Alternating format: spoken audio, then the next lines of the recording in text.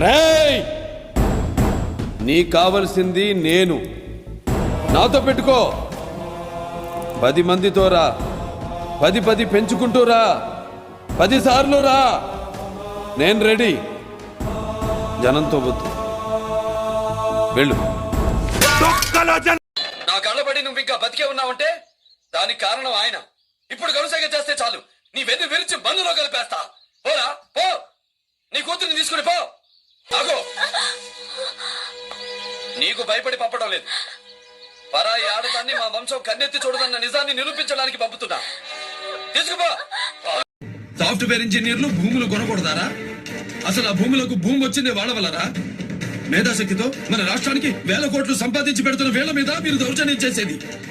వాళ్ళు చేసే పని పక్కన పెట్టి 5 నిమిషాలు మీ గురించి ఆలోచిస్తే ఎలా ఉంటుందో చూసావుగా.